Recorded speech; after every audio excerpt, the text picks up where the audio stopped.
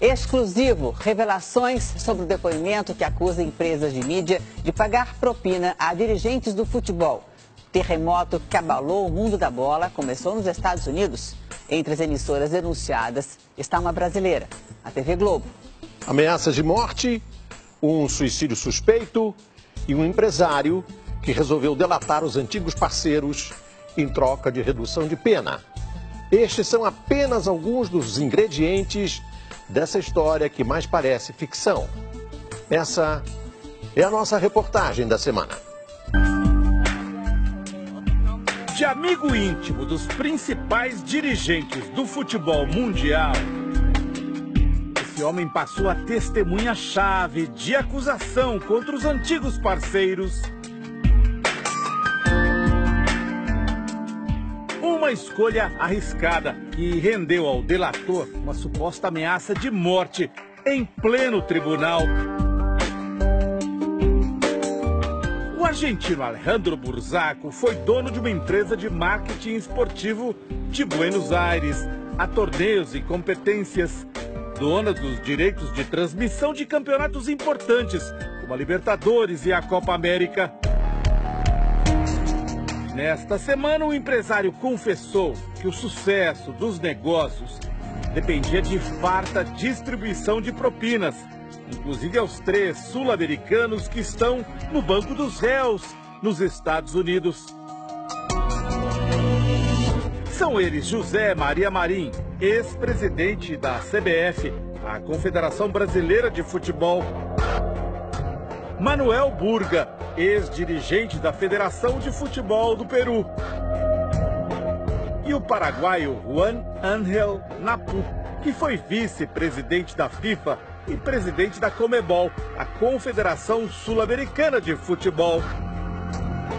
Eles foram presos em maio de 2015 com outros 4 cartolas, durante o encontro da FIFA num hotel de Zurique, na Suíça. A operação foi deflagrada a pedido do FBI, a Polícia Federal dos Estados Unidos. No dia das prisões, o empresário Alejandro Burzaco também estava no hotel, mas fugiu para a Itália. Ele se entregou 2 semanas depois. Foi extraditado para os Estados Unidos e se tornou colaborador da Justiça, numa tentativa de abrandar a pena. Agora, no início do julgamento do chamado FIFA Gate nos Estados Unidos, Burzaco também contou ter participado pessoalmente de negociatas entre os cartolas da FIFA e emissoras de TV. Entre as empresas que, segundo Burzaco, teriam pago propina para conseguir os direitos de transmissão de campeonatos, está a brasileira TV Globo, que há décadas detém o monopólio da transmissão do futebol no Brasil. Os detalhes da semana de julgamento com a correspondente da Record TV nos Estados Unidos, Heloísa Vilela. Alejandro Burzaco chegou ao tribunal cercado de advogados e seguranças. Ele não falou com a imprensa, mas nos 4 dias de depoimento detalhou como funcionava o esquema de corrupção. Burzaco confessou, diante da juíza Pamela Chen e de 12 jurados, que emissoras de TV fizeram negócios escusos com os cartolas da FIFA para obter privilégios na transmissão de campeonatos internacionais. Ele citou 6 empresas. São elas a TV americana Fox Sports, a Televisa do México, a Mídia Pro da Espanha, a TV Globo do Brasil, a argentina Fullplay e a também brasileira Trafic, empresa de marketing esportivo do empresário J. Ávila, que é sócio da Globo e dono de 4 afiliadas da emissora no interior de São Paulo.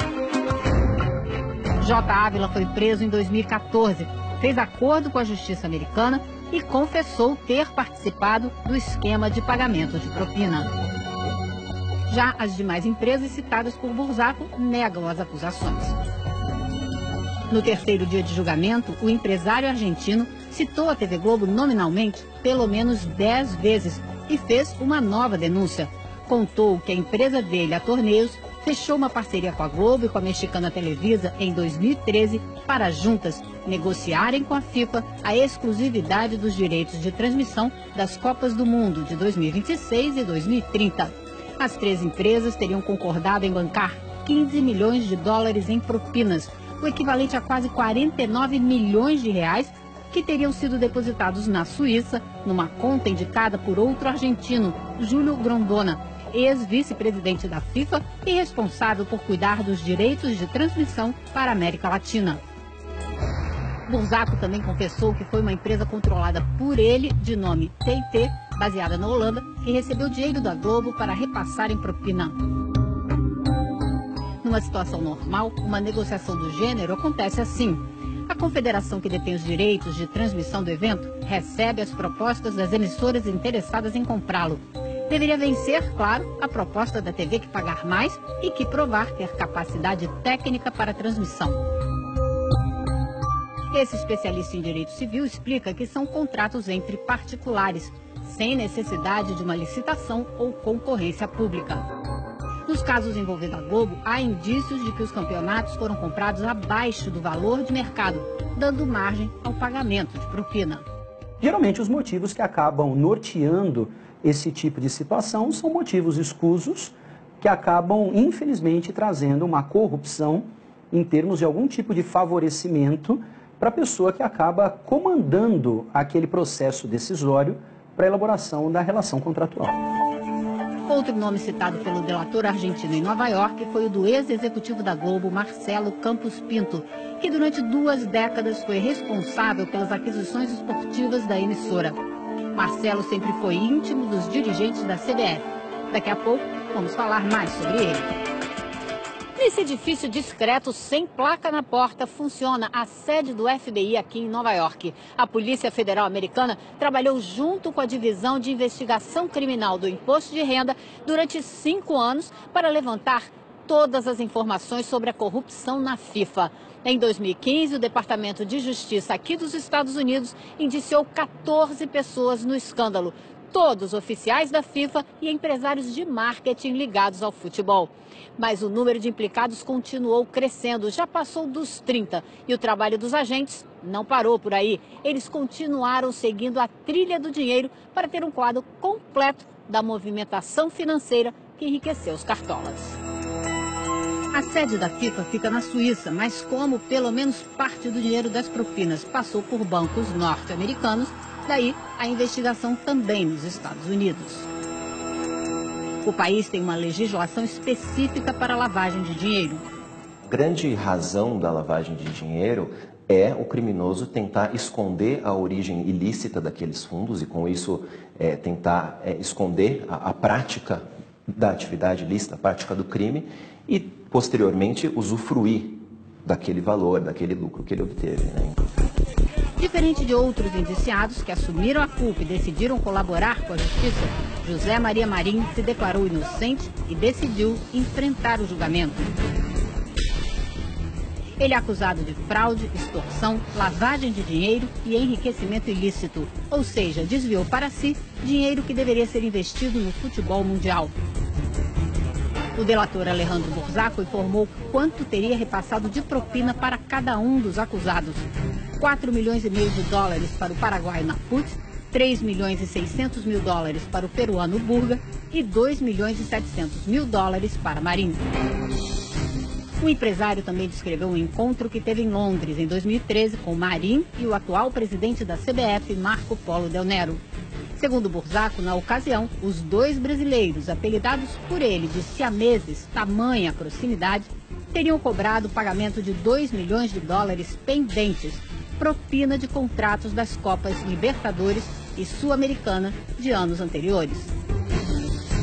O advogado de Marco Polo Del Nero nega as acusações. Apontem quanto foi, como foi, onde foi, em que banco foi, aí nós vamos nos render a essa evidência. Mas fazer acusações ao vento, assim, olha, ele estava junto, ele era membro do conselho, então se todo mundo recebeu, ele pode ter recebido. Não. A defesa do ex-presidente da CBF, José Maria Marim, preferiu não se manifestar. É neste prédio de luxo, aqui na Quinta Avenida, em Nova York, que o ex-presidente da CBF, José Maria Marinho, cumpre prisão domiciliar depois de passar 5 meses preso na Suíça. Ele foi extraditado para ser julgado nos Estados Unidos. Marinho usa uma tornozeleira eletrônica e conseguiu relaxar os rigores da prisão domiciliar. Hoje ele pode sair de casa 7 vezes por semana, contanto que se mantenha nas proximidades do edifício, em um raio de no máximo 3,2 quilômetros de casa. E só pode circular acompanhado de um segurança. Mas é ele que paga as contas das câmeras de segurança instaladas na porta do apartamento dele e em todas as saídas do Trump Tower, além de arcar ainda com o salário do segurança. A estratégia de defesa dos 3 sul-americanos é desqualificar as testemunhas que fizeram acordos de delação premiada. A testemunha-chave do processo, por sua vez, diz estar sofrendo ameaças de morte. Um incidente com Alejandro Burzaco na sala de audiências e o suposto suicídio de um homem acusado por ele na Argentina deixaram o clima tenso nos últimos dias, como conta o enviado especial a Buenos Aires, Luiz Carlos Azenha. Um homem desesperado corre em direção a um trem e se joga sob as rodas. Esta é a versão oficial para a morte do advogado Jorge de León, horas depois do nome dele ser denunciado pelo delator Alejandro Burzaco em Nova York como um dos destinatários da propina do futebol. De León trabalhou no programa Futebol para Todos, criado pelo governo de Cristina Kirchner para transmitir na TV aberta os principais jogos de futebol da Argentina. Difícil encontrar aqui em Buenos Aires quem acredite 100% na versão oficial. É que no dia do suicídio lá em Nova York, no tribunal, o delator argentino chorou. E segundo os promotores, foi porque um dos réus, o ex-presidente da Federação Peruana de Futebol, Manuel Burga, fez 2 vezes este sinal, olhando em direção a ele. O julgamento teve de ser adiado por 1h30. A defesa de Burga nega a ameaça. Diz que ele está com uma irritação na pele, que por isso passou a mão no pescoço. A juíza mandou abrir uma investigação paralela sobre o incidente e decidiu endurecer as condições da prisão domiciliar de Burga. Em Lanús, onde Jorge de León morava, começou a busca por imagens de câmeras de segurança para reconstituir as últimas horas de vida dele. A quebra do silêncio nos bastidores colocou Buenos Aires no centro das investigações sobre a máfia do futebol mundial.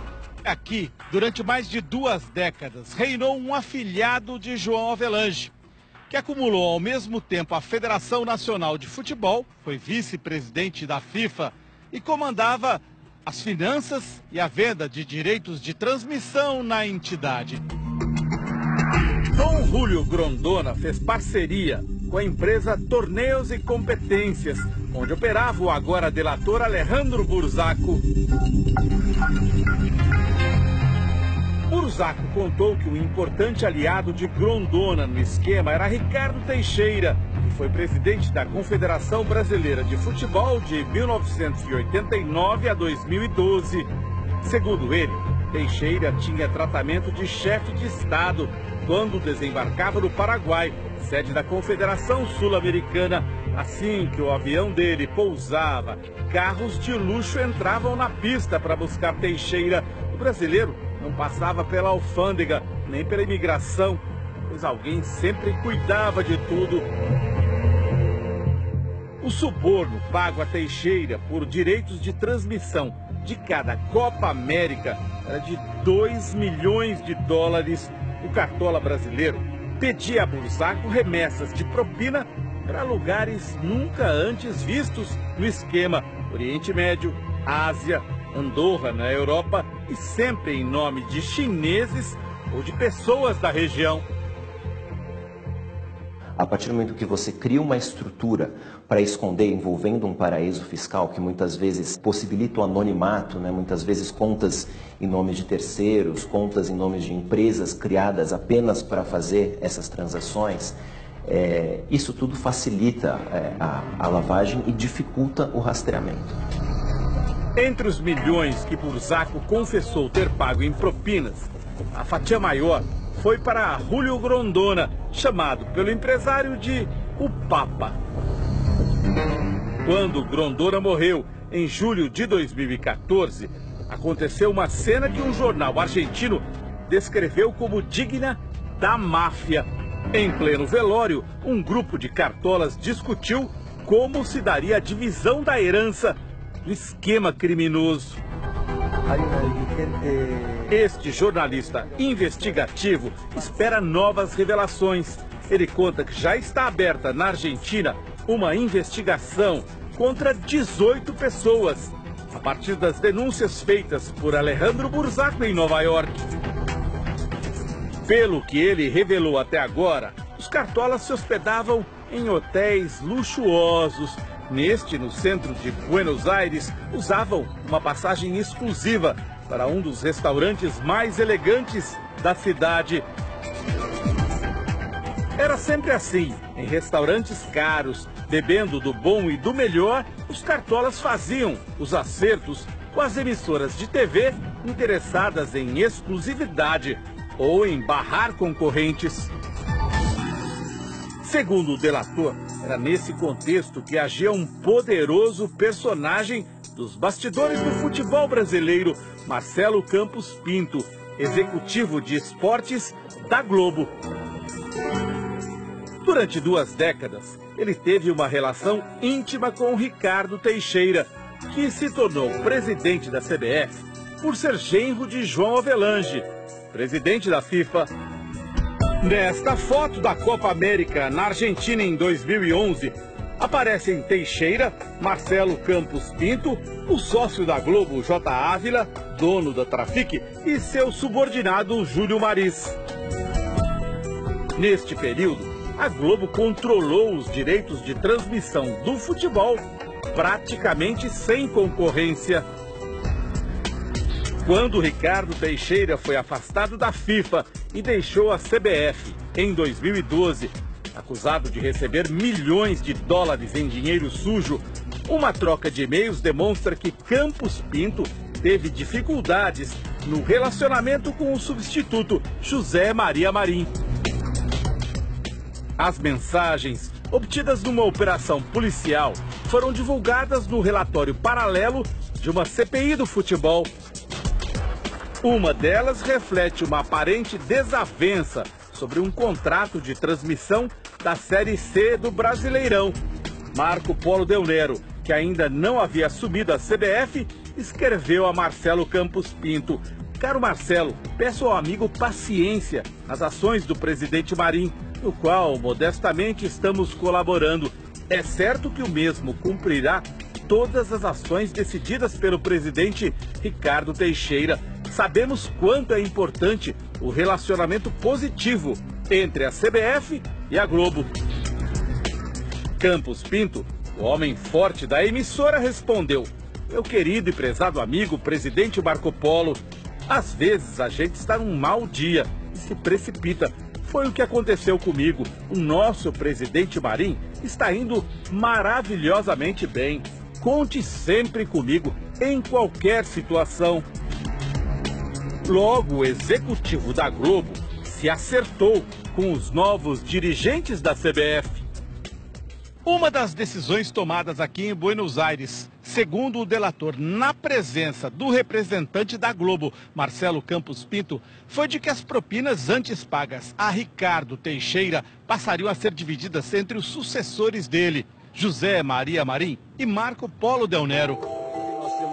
Segundo o acerto intermediado por Burzaco e endossado por Marcelo Campos Pinto, só por contratos envolvendo a Libertadores e a Copa Sul-Americana, Marim e Del Nero levariam juntos $600 mil por ano, um valor que depois foi dobrado. O hoje delator em Nova York Alejandro Burzaco, também trocava e-mails com o homem forte da Globo. Pelas mensagens fica claro que as empresas de TV mandavam na agenda das seleções. Neste e-mail, de 11 de outubro de 2012, Burzaco pede a Marcelo Campos Pinto que consiga o ok da CBF para um amistoso entre Argentina e Brasil, em Buenos Aires, com data, hora e local já escolhidos. Marcelo Campos Pinto era homem de estrita confiança dos donos da TV Globo. Este documento público, obtido pelo Domingo Espetacular, mostra que Roberto Irineu Marinho e João Roberto Marinho deram a Campos Pinto autoridade para gastar até 4 milhões de reais da emissora sem consultar os donos. O documento aponta outros executivos que podiam autorizar despesas, mas nenhum tinha poder sobre tanto dinheiro. Neste outro documento, os donos da Globo deram autoridade a Campos Pinto para negociar e assinar os contratos, nos quais a emissora agora é acusada de pagar propina no período de 2023 a 2030, cobrindo 2 Copas do Mundo. Marcelo Campos Pinto foi afastado da Globo em novembro de 2015, 2 dias depois de o ex-presidente da CBF, José Maria Marim, ser extraditado para os Estados Unidos. Tentamos contato com Marcelo Campos Pinto, mas não foi possível localizá-lo. A Globo nega envolvimento no esquema de corrupção. Divulgou uma nota que diz: sobre o depoimento ocorrido em Nova York, no julgamento do caso FIFA pela Justiça dos Estados Unidos, o Grupo Globo afirma veementemente que não pratica nem tolera qualquer pagamento de propina. Marcelo Campos Pinto, em apuração interna, assegurou que jamais negociou ou pagou propinas a quaisquer pessoas. Para o especialista em direito civil, as procurações conferidas ao ex-executivo não livram os donos da Globo de qualquer responsabilidade. Não, o mandante é responsável também pelos atos praticados pelo mandatário em seu nome. Em 2016, logo após estourar o escândalo da FIFA, o deputado federal Major Olímpio convocou Marcelo Campos Pinto para depor na CPI do futebol.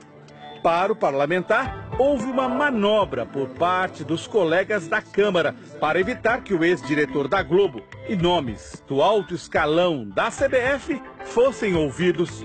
Nós não tínhamos quórum para a reunião, era esvaziado, era pedido verificação de votação e aí cai por terra mesmo. De tal forma que eu produzi inúmeros requerimentos, né, para que nós pudéssemos ter avançado realmente nisso. Houve o ânimo para a instauração da CPI e depois, notadamente, a CPI foi esvaziada ao ponto de não se votar um relatório dela. Vergonhoso. Esta não é a primeira vez que a Globo sofre acusações relacionadas aos contratos de transmissão de futebol. Numa investigação da Receita Federal, a empresa foi acusada de sonegar 183 milhões de reais em impostos na compra dos direitos da Copa de 2002. Para isso, segundo a Receita, a Globo escondeu a compra dos direitos através de um emaranhado de empresas do exterior. A emissora transferiu dinheiro para a Power Company no Uruguai, que repassou para a Globinter em Curaçao, no Caribe, que por sua vez fez chegar o dinheiro à Globo Overseas, na Holanda, que finalmente comprou os direitos de transmissão. A Receita Federal disse que a Globo era suspeita de cometer crime contra a ordem tributária e cobrou da emissora em valores de 2006 mais de 600 milhões de reais. A Globo Overseas é baseada em Amsterdã. Segundo o delator Alejandro Burzaco, foi da mesma cidade que partiram os pagamentos de propina da Globo que acabaram na conta do cartola argentino Julio Grondona, na Suíça. Enquanto as investigações nos Estados Unidos e na Europa avançam, no Brasil, desde 2001, 3 comissões parlamentares de inquérito levantaram informações sobre corrupção no futebol, sem consequência para os cartolas. O Ministério Público Federal não abriu inquéritos. A equipe do Domingo Espetacular entrou em contato com a Procuradoria-Geral da República. Perguntamos: o Ministério Público Federal pretende abrir investigação para apurar as denúncias feitas em Nova York? Resposta: em relação aos últimos acontecimentos, não é possível adiantar o que será feito, visto que nenhuma representação chegou à PGR até o momento. A Procuradoria afirma também que as investigações correm sob sigilo, não sendo possível detalhar o que está sendo apurado, bem como o andamento dos processos. Mas o que explica o silêncio dos investigadores brasileiros? É o medo que as autoridades responsáveis têm de grandes grupos de comunicação, em especial o Grupo Globo, que é a eminência parda, a grande eminência parda no país. Tem mais poder que qualquer outro poder da República. E no Brasil, essas figuras do esporte que operam da maneira que nós estamos vendo há décadas, aqui elas não têm problemas, elas não são incomodadas. Está na hora de a gente apurar aqui no Brasil, até pelo momento que nós vivemos, né? Com tanta gente graúda presa e o esporte ainda dando passos lentos, né? Por que não? Por que não se entra no esporte? É muito difícil de responder isso, embora a gente imagine uma série de coisas, né?